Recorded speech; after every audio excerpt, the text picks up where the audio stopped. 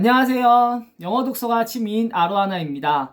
영어 독서 영상을 찍으면서 지금까지 20편의 영상을 편집해 봤어요. 처음에 프리미어의 푸자도 몰랐는데 어느새 중간중간 짤도 넣고 효과음도 넣었다는 게 그저 신기할 따름이네요. 자막도 막 이리저리 바꿔보면서 그냥 이것저것 만져보고 있습니다. 요즘 들어 드는 생각이 있습니다. 우리가 어떤 것을 도전할 때 성공에 대한 영상을 수백 번을 분석하는 것과 직접 성공을 위해 뛰어드는 것은 정말 다르다는 것이 요즘 들어 드는 생각이에요.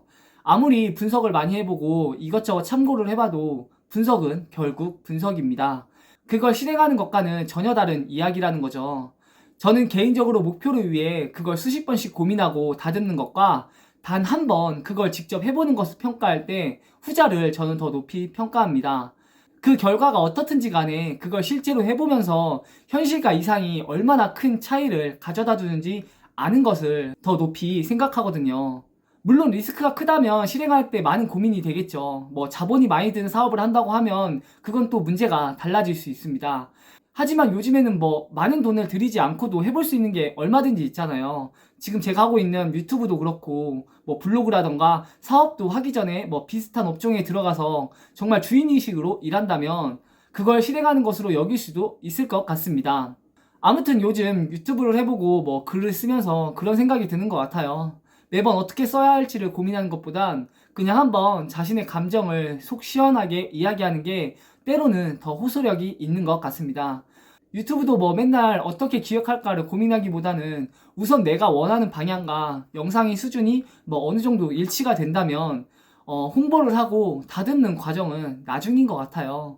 물론 저는 이제 잘 만들어야 되는 단계에 있습니다. 아무튼 오늘의 잡설은 이것으로 마치도록 하고 이번 영상부터는 주제가 조금 바뀌어집니다.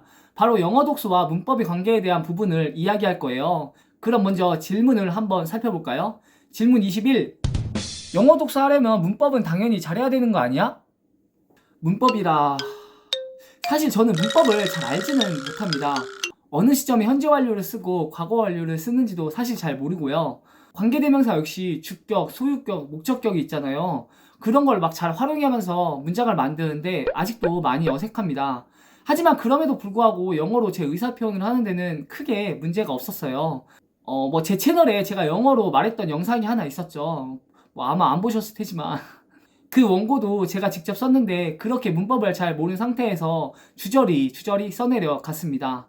외국인 친구와 대화하는 것은 말해 뭐해요. 틀린 문법을 사용하는 것도 빈번하고 가끔은 표현의 한계를 느낄 때도 있었습니다. 그런데 어쩌겠어요. 그 정도가 그냥 제 실력인걸요.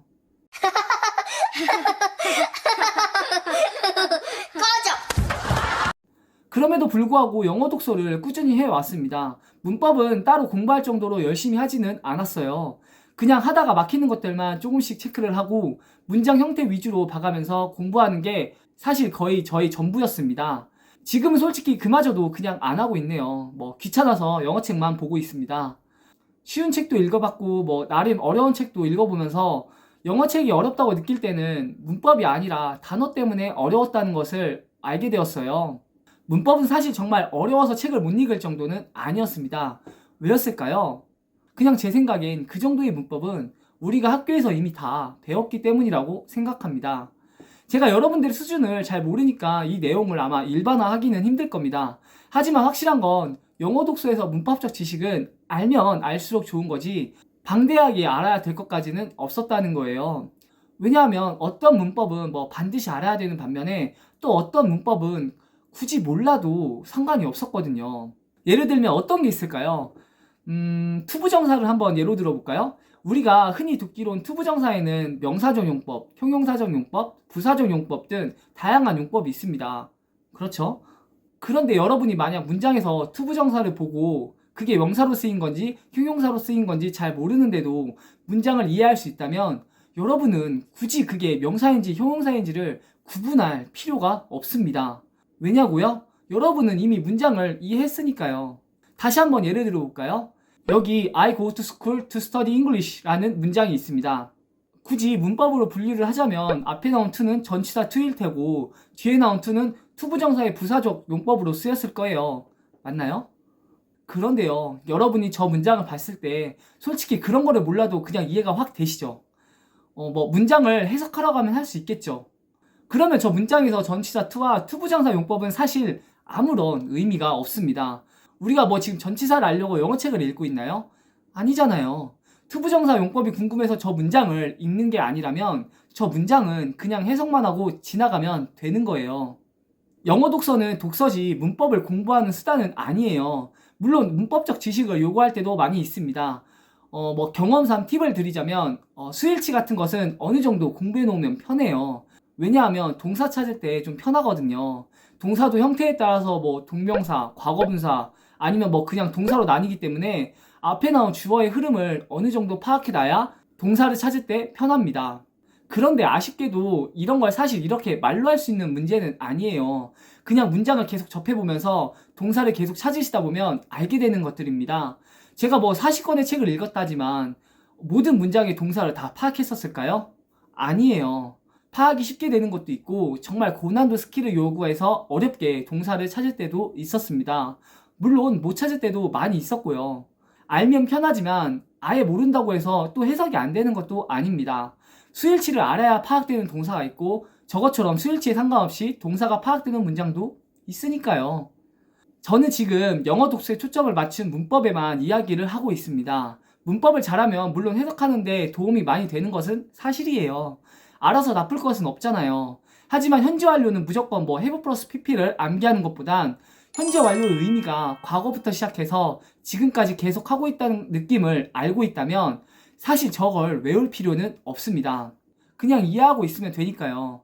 암기할 필요가 없다는 건 그만큼 현재 완료 구문이 책 속에서 수십 번씩 나오기 때문에 저절로 알게 됩니다. 여러분이 만약에 책 한 권을 읽는데 현재 완료가 몇 번 나올까요? 아마 수백 번은 나올 겁니다. 그러면 저건 외우는 게 아니라 우리 뇌가 이미 저 의미를 아주 자연스럽게 받아들이게 됩니다. 의식하지 않아도 된다는 것이죠. 여러분이 문법을 공부해야 할지 말지를 고민하신다면 우선 그냥 아무거나 영어로 관련된 자료를 한번 읽어보세요. 굳이 영어책으로 시작할 필요도 없습니다. 뭐 영어로 자료를 찾을 때가 있잖아요. 뭐 예를 들면 뉴욕타임즈라던가 뭐 월스트리트저널이라던가 한 번도 없었나요? 이 새끼한테 입만 벌리면 거짓말이 자동으로 나와. 당장 학생이시라면 기본 교과서를 봐도 되고요. 토익을 공부하신다면 토익의 지문을 읽어보셔도 됩니다. 일반인이라면 차라리 서점에 가서 문법책이 되었든 뭐 문제집이 되었든 간에 지문이 있는 글을 그냥 한번 읽어보세요. 그래서 만약 그 정도의 내용이 읽혀진다면 여러분의 문법은 그 정도 실력입니다. 그럼 그 정도 실력에서 영어책을 읽으시면 되는 거예요. 거기서 모르는 부분은 이제 뭐 찾아서 공부하면 됩니다. 그런데 어떤 책을 봐도 눈에 잘 안 들어오거나 정말 기초가 없으시다고 여기시는 분들은 그냥 기초적인 수준에서 문법을 공부하셔도 괜찮습니다. 중학교 문법책을 봐도 되고 여러분이 봐도 쉽게 쓰여진 문법책을 그냥 하나 가볍게 읽어보세요. 그런 다음 책을 읽어도 됩니다. 책을 읽다가 이해가 안 되는 문법이 나오면 다시 봤었던 그 문법책을 참고해도 되고요. 아니면 유튜브를 봐도 되고 뭐 인터넷에서 자료가 많이 나오니까 여러분의 입맛에 맞게 그냥 공부하면 됩니다. 정말 기초가 없으신 분들은 기초가 필요하실 수가 있어요. 아니, 필요합니다. 하지만 기초 공부는 기초 수준에서 끝내기를 바랍니다. 너무 억지로 기본으로 끌어올리지 마시고 심화 학습은 생각도 하지 마세요. 기초가 끝난 다음부터는 책을 읽으면서 기본으로 올리고 심화로 올리면 되는 겁니다. 다시 한번 영어 독서의 목적을 잊지 마세요. 우린 결국 영어책을 읽고 싶어서 문법을 공부했던 거 아니었나요? 네, 오늘의 영상은 이 정도로 마무리하고요. 재미없는 영상을 재미있게 시청해주셔서 감사합니다. 유익했다면 좋아요와 구독을 부탁드립니다. 그럼 다음 영상에서 찾아뵙겠습니다. 감사합니다.